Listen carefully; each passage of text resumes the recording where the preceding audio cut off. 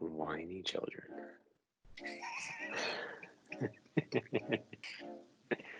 Good morning and welcome. Today we're going to talk about the grossness of bugs and social constructs. Ooh, I'm Rodney. And I'm Keith, and this is the More in Common Daily Chronicle, where we decided to look at these little ones and say, you're going to start your journey someday and you're going to see us wherever we are. So why don't we just chronicle the path to getting there? And then we decided, let's put it out there and build some community around it and learn from others. So here we are. I'm not happy that my daughter sees a cat on your screen. She's been on this cat kick. I don't know where it came from. And now it just got reinforced. Yeah. They're wonderful. That's Adeline loves them. Yeah. Garden the grossness office. So we were talking the other day. I don't know if a bug. I think I don't remember what happened. But anyway, we started talking about bugs. Yeah. And I think I said something about how much I love spiders, and then you said how much you don't like bugs. However, you didn't want to pass that sentiment on to your daughters. It was something to that effect. Yeah.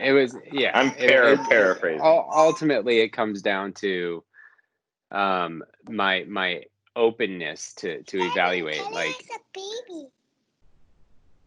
and handhold like ants and bring ants outside and show the harmless nature of bugs, because of, I don't need my kids necessarily thinking in terms of this ubiquitous social construct that otherwise they don't have to love bugs, but like the nature of how we ingrain these ideas into our children simply because of something we were taught without logic or reason. It's one thing to be afraid of a venomous spider because it could kill you. That's different than being deathly afraid of a single ant that's in your house versus a colony of ants that's obviously nesting and maybe structurally creating issues within your house, right? So, like, logically assessing the nature of why I don't like bugs versus, ew, they're gross, right? Which the ant things is an interesting one, because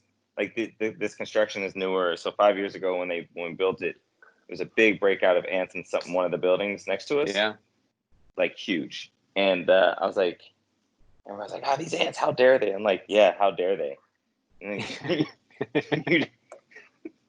Yeah. And so, I mean, the whole point of the bugs thing is really just a reflection of social constructs. Like, there are so many things that we blindly follow because we have to, right? We need to. We don't have to. No. You're saying we have structures in order to help us operate as a civilization. Yes. Correct. But it's also important that we evaluate those structures to improve the nature of how we operate. Yeah. Not just to say that they are because they are and they always have been. What we don't do well is question which ones are still working for us and which ones aren't. Yeah. We just accept the social contract. Not yet, baby. In a minute.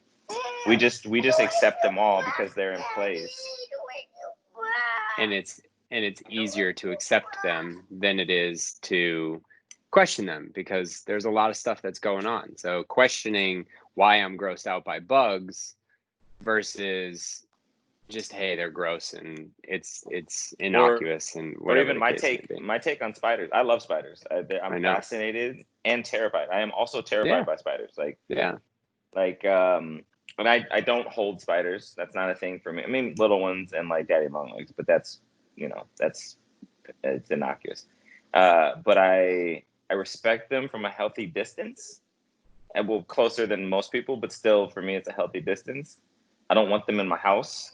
I don't kill them when they're in my house. I tend to let them out as nicely as possible, unless they're encroaching on like my bed. Then you've crossed the line. You've crossed the line. Hey, listen, we've got boundaries, right? But another social construct that I think a lot of people generally accept is giving fruit juice to children as a means of hydration versus water. and it's something, oh, it's But, just a kid. Here's a juice box. Like, mm, well, questioning that construct becomes a contentious discussion rather than an evaluation of why. mm, And that is, when you have kids, for me, having kids has caused me to rethink all of these things in ways that I never thought I mean, there's would so many of them. We think couldn't about it. like. It'd be fun to start a list, and then if you start thinking about big constructs like structural racism, Yeah. bigotry, like for me, it becomes far easier to see how that exists when you realize that people can't talk about juice boxes versus water. Yeah. So I actually have a question for people watching this today. Like, what are some social constructs that you question? Because I might not question them, and I'd be interested in doing so, or at least knowing what other people are questioning. And then, there's fire-breathing unicorns with cats riding on their back. Facts. That is a Get social after it. construct. Have yourself a good day. This has been the Daily Chronicle, and we're signing off.